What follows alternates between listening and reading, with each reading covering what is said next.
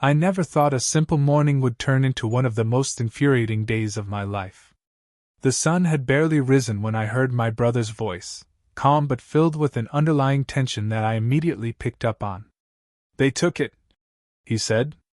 His voice was hollow, a mixture of disbelief and restrained anger. I turned to him, confused. "Took what?" He exhaled sharply and gestured toward the driveway. "My car. It's gone." I rushed outside, my heart pounding, and sure enough, the empty space where his car had always been sat like a gaping wound in the pavement.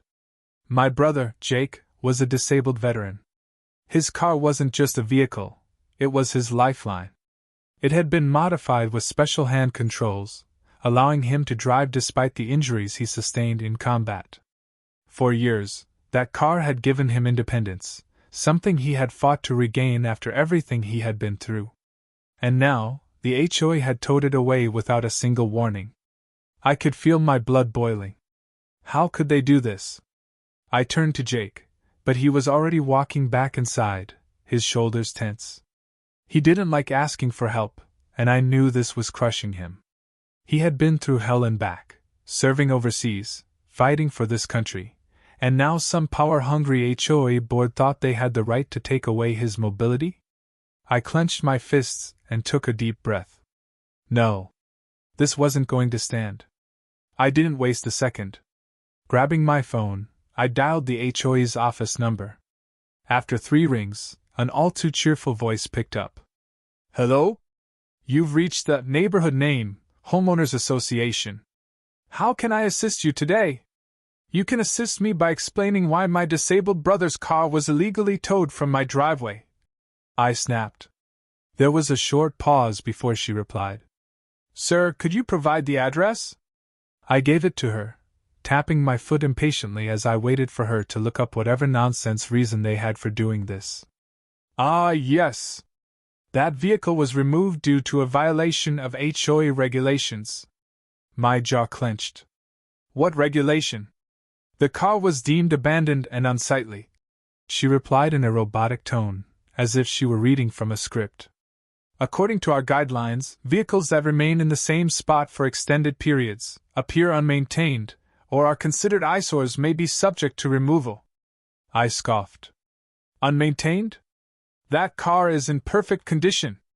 And it wasn't abandoned, it was in our own driveway. My brother is a disabled veteran. That's his only way to get around." "I understand your frustration, sir," she said in a tone that suggested she didn't, in fact, understand at all. "But the decision has already been made. You can appeal the violation in writing or pay the fee to recover the vehicle." I gritted my teeth. "Fee? How much?"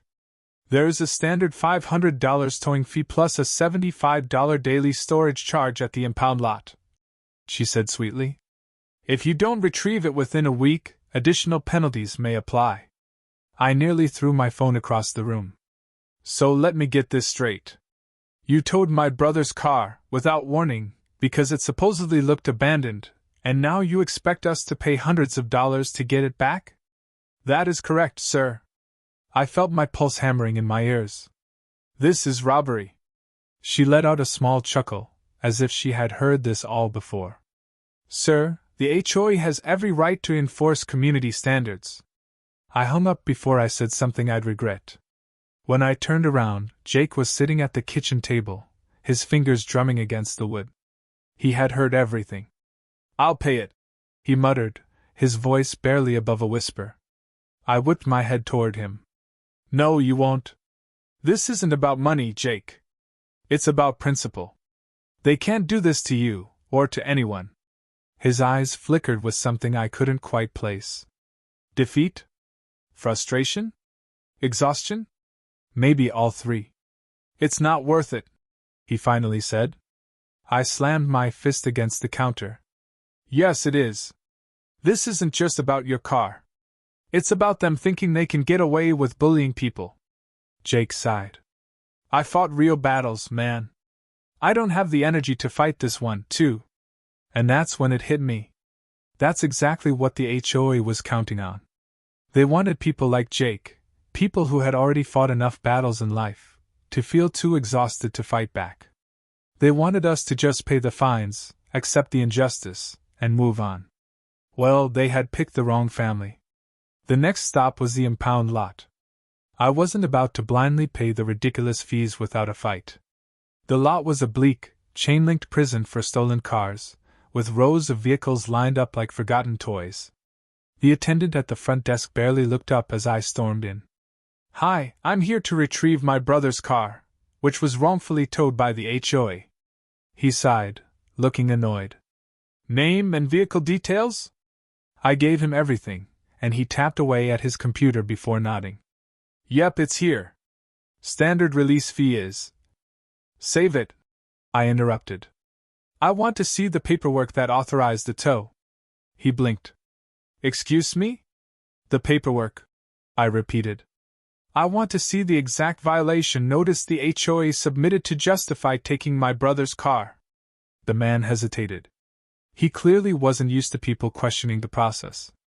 After a moment, he grumbled and went into the back office. When he returned, he had a single sheet of paper in his hand. I grabbed it and scanned through the text quickly, until my eyes landed on a crucial detail. The towing request was submitted 2 weeks ago, but the violation was only marked 3 days ago. My breath hitched. They planned this. The HOA had been targeting my brother's car long before they even issued a notice. They never intended to give us time to fix anything because there was nothing to fix. This wasn't about community standards. This was deliberate. And if they had done it to Jake, they had definitely done it to others. I placed the paper down slowly and looked the attendant straight in the eyes.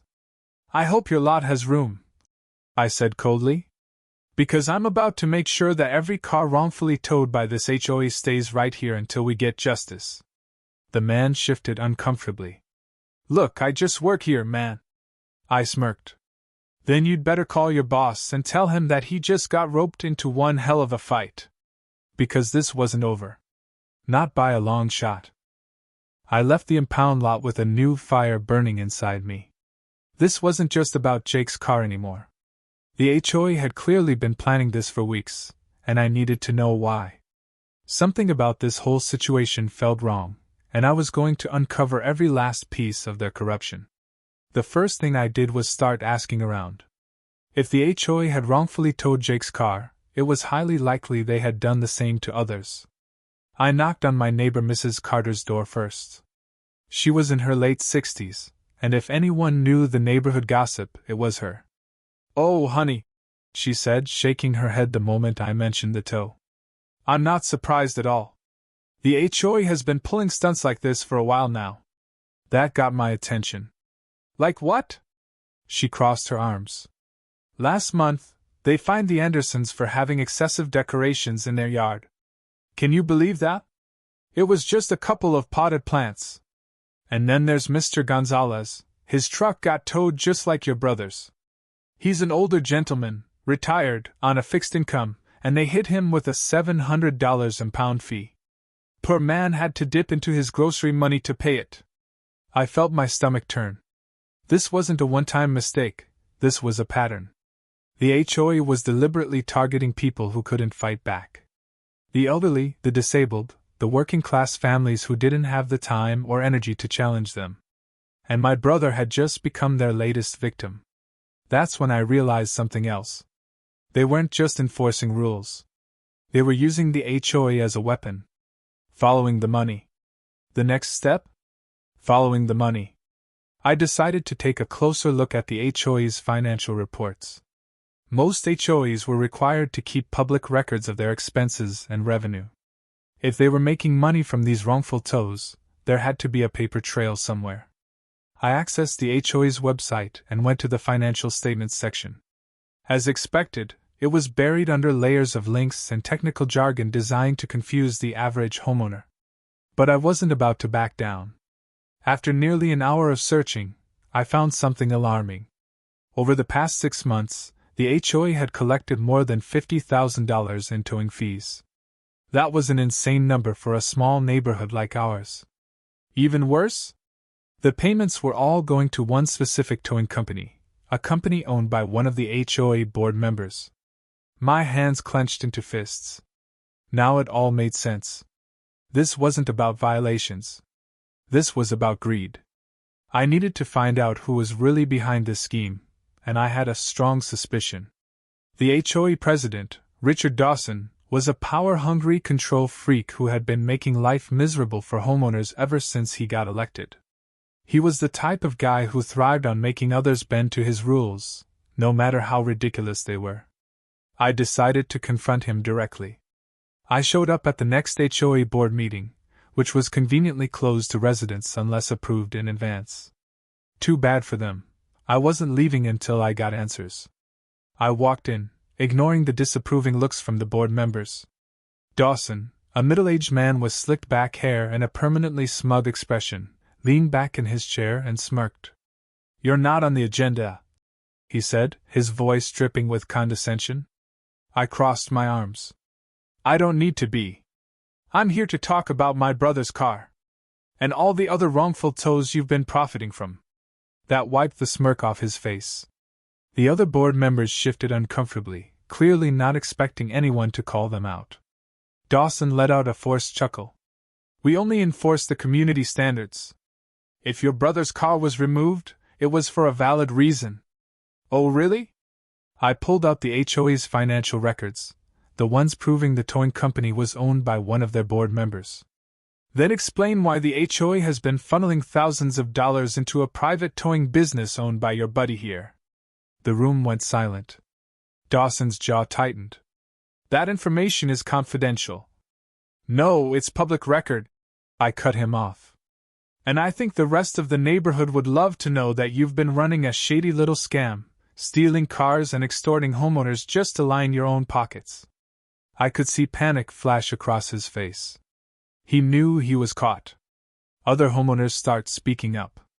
And then, the best thing happened. One by one, the other homeowners in the room started speaking up. "Yeah, you fined me $200 for a trash can violation when my bin was out for less than an hour. You towed my son's car last month and claimed it was blocking the sidewalk when it wasn't even close. This isn't about rules, it's about power and money." The entire board meeting erupted. Residents who had been too afraid to speak up before were finally pushing back. They had been bullied, fined, and extorted for too long. And now that they knew the truth, they weren't going to stay silent anymore. Dawson's face was beet red. He tried to calm the crowd, but it was too late. I assure you, the HOA operates within all legal." "Save it," I said, holding up my phone. "Because I just recorded this entire conversation. And I have every intention of taking it public." His eyes widened. Checkmate. After the meeting, I went home and dug deeper. The more I uncovered, the worse it got. Turns out, this wasn't the first time the HOA had been caught in shady dealings.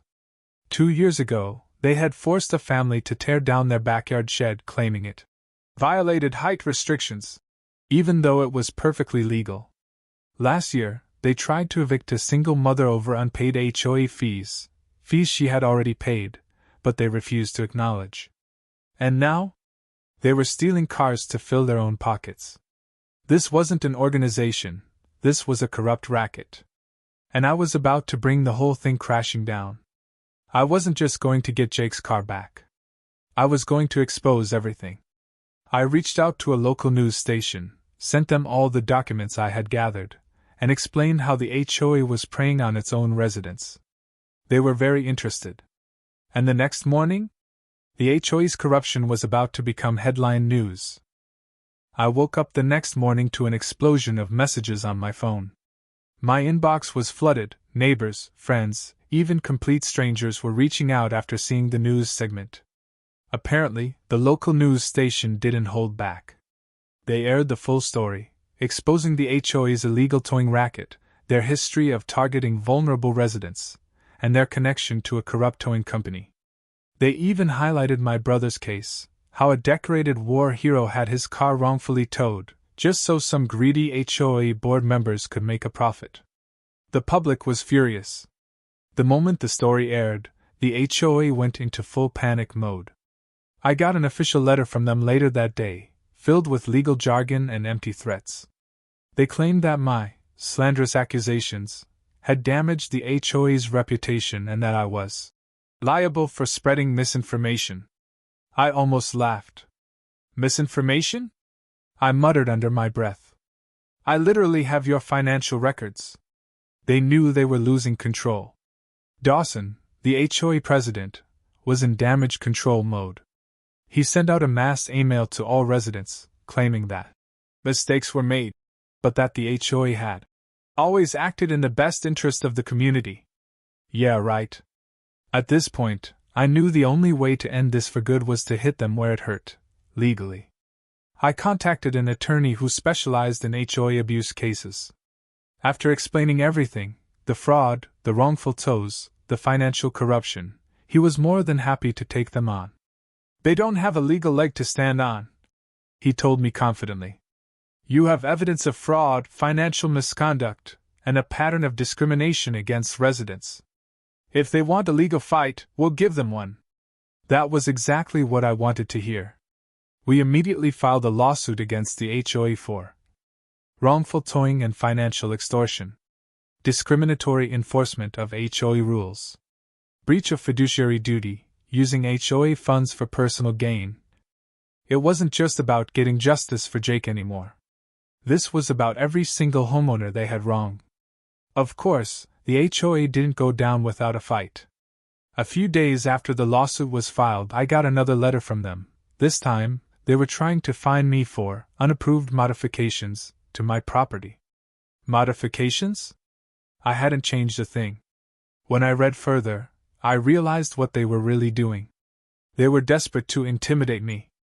They cited random, outdated HOA rules, claiming my front porch railing was the wrong shade of white, and that my trash cans were not properly concealed. Seriously? They were making up violations out of thin air. I could feel my blood boiling. These cowards had the audacity to weaponize their own rulebook against me just because I exposed them. Fine. If they wanted a war, they were about to get one. I knew I couldn't take them down alone.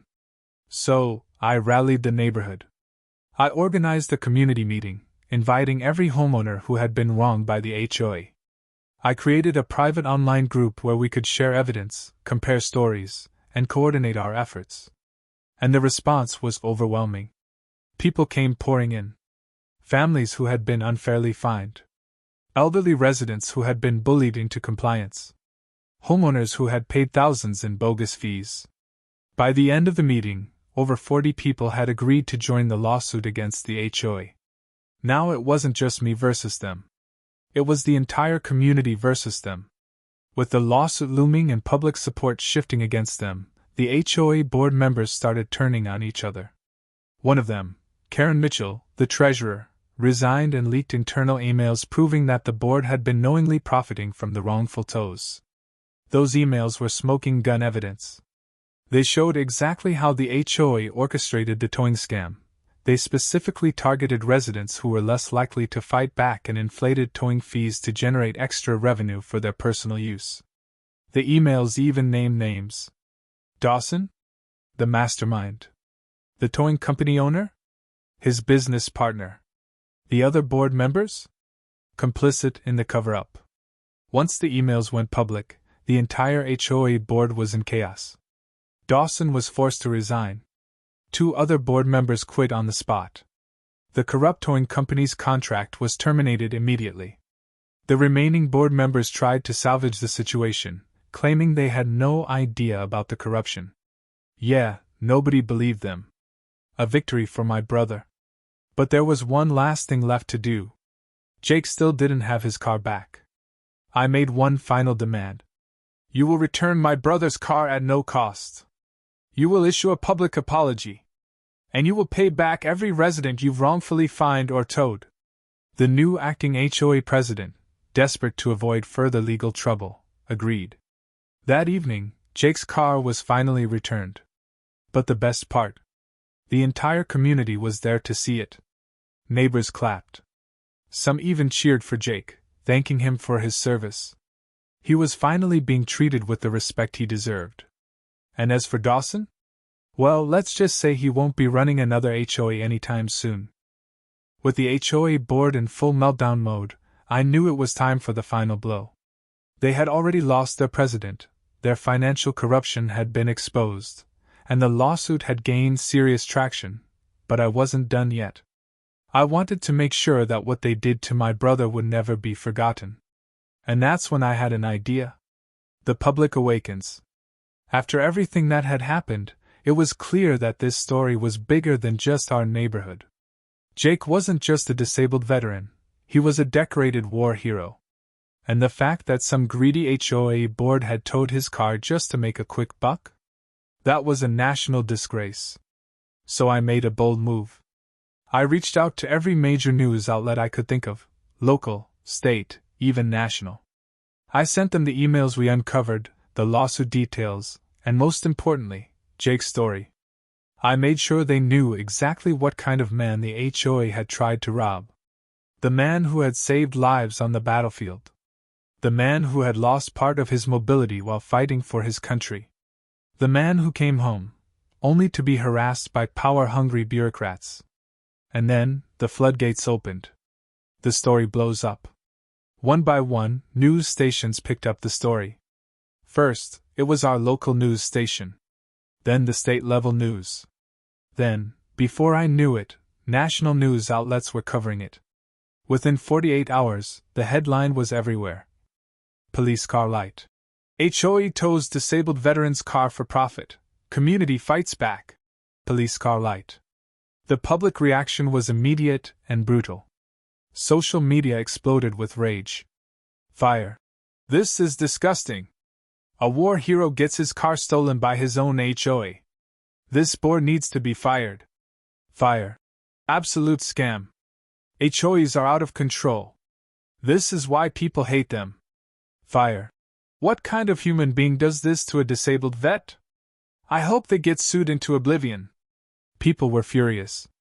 Even veterans organizations started weighing in, calling for legal action against the HOA and offering their support to Jake.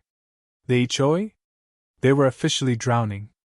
With the entire country watching, the remaining HOA board members tried to put out the fire. They released a weak statement saying they were deeply sorry for the misunderstanding, and that they never intended to cause harm to a valued community member. A misunderstanding? They illegally towed his car, threatened me, and stole money from dozens of residents. This wasn't a misunderstanding. It was a crime. And nobody was buying their half-hearted apology. In fact, it only made people angrier. Then came the moment that changed everything. A local veterans group organized a protest, right in front of the HOA's main office. Hundreds of people showed up. Veterans, families, reporters, activists, all standing together, demanding justice. People held up signs. Loudspeaker. Justice for Jake. Loudspeaker. End HOA corruption now. Loudspeaker. Give his car back, and his respect. The pressure was unbearable for the HOA. That night I got a call. It was the new HOA president, sounding completely defeated. We need to talk, he said, practically begging. We want to fix this. I smiled. They weren't trying to fix anything. They were just trying to save themselves. I agreed to meet with them, but on my terms. I walked into their office fully prepared with my attorney, a printed copy of the lawsuit, and a list of demands. They looked exhausted, sweaty, desperate. And that's when I laid it all out. You will, immediately, return my brother's car at no cost to him, I said, making sure they heard every single word. They nodded frantically. You will publicly apologize, not some weak email, but a real, public apology to Jake, acknowledging what you did and taking full responsibility. Again, they agreed without hesitation. You will also refund every single resident you've scammed, every wrongful fine, every illegal towing charge, every fraudulent fee. Silence. They looked at each other, their faces pale. Every fine? One of them stammered. Every single one, I said. Or we take this lawsuit all the way. They had no choice. One by one, they gave in to every demand. The next morning, the HOA held a press conference, not because they wanted to, but because we forced them to. The new HOA president stood in front of the cameras, his voice shaking. "We sincerely apologize to Mr. Jake Reynolds and his family," he said. "What happened was unacceptable, and we take full responsibility for our actions." Then, in front of the entire town, they presented Jake with his fully returned and repaired car. Jake, who had been quiet through most of this fight, finally smiled. "I didn't fight for my country just to be treated like this in my own home," he said into the microphone. "But I'm grateful for the people who stood up for me." The crowd cheered. The HOA was officially crushed. The final nail in their coffin. But there was one last thing left to do. With the HOA's reputation in ruins, the lawsuit still moving forward, and the community angrier than ever, the residents held an emergency vote. And in one swift motion, Police Car Light, the entire HOA board was voted out. Police Car Light. Every single one of them. The new HOA leadership promised real change. No more corruption, no more illegal tows, no more unjust fines. And just like that, the HOA reign of terror was over. When it was all said and done, I sat down with Jake in our backyard, looking out at the peaceful neighborhood. "You really went to war for me," he said, shaking his head. I smiled.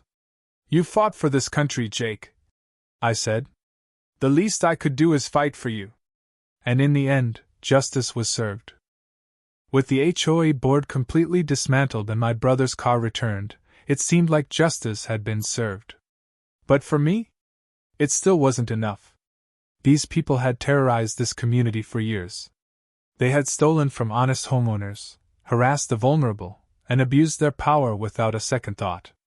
And worst of all, they had tried to destroy my brother's dignity.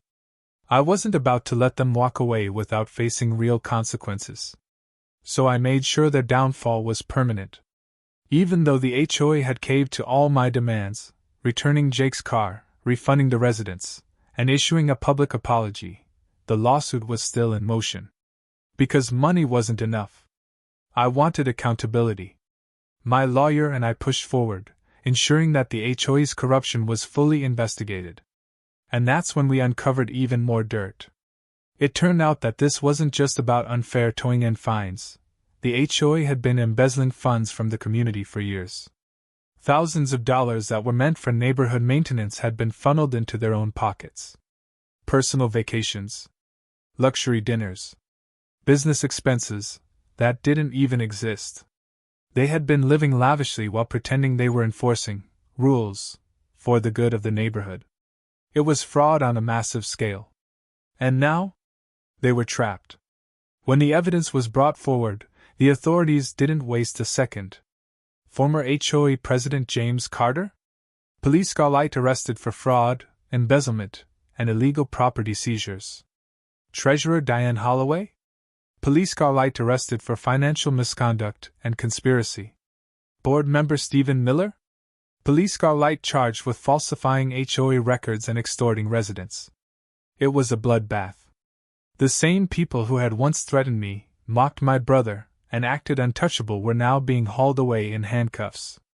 I watched from the sidewalk as the police escorted them out of the HOA office. James Carter locked eyes with me, his face a mix of shock and rage. I just smiled. "Enjoy your new home," I said. "I hear prison has a great parking policy." For the first time ever, he had nothing to say. With the board members facing criminal charges, the HOA itself was on life support. But then the final blow came. The county government got involved. After seeing how corrupt the HOA had been, they decided that this neighborhood no longer needed an HOA. Police Car Light, the Homeowners Association, was officially dissolved. Police Car Light. No more unfair fines. No more random tows. No more abuse of power. The community was finally free. And the best part? Every single homeowner who had been wronged was part of a huge class action lawsuit against the former board. They weren't just losing their positions, they were losing everything. Their money. Their reputation. Their ability to ever control anyone again. Justice had been delivered. With the fight finally over, Jake could finally focus on moving forward. For years he had struggled to find peace after everything he had endured in the military. The PTSD, the injuries, the nightmares, it had been a constant battle. But this time, things were different. Because this time? He knew that he wasn't alone. After the story went viral, veterans organizations from all over the country reached out to help. One of them even offered Jake a brand new, fully adapted vehicle to make his life easier. And the best part? Automobile, a special parking permit that would protect him from ever being towed again. Automobile. Jake was finally getting the respect he deserved. And when he looked at me, he didn't even have to say it. I already knew. For the first time in a long time, he felt safe. As I walked through our now peaceful, HOA-free neighborhood, I thought about everything that had happened. The battles. The threats. The people who thought they were untouchable. But in the end, we won. And not just for us. For every homeowner who has ever been bullied by a corrupt HOA. For every veteran who has ever been disrespected by the country they fought for. For every person who has ever been told they were powerless. Because here's the truth. Police car light and no one is above justice. Police car light. And if any HOA out there thinks they can keep abusing their power, they better be ready. Because next time, it might be their turn to be taken down.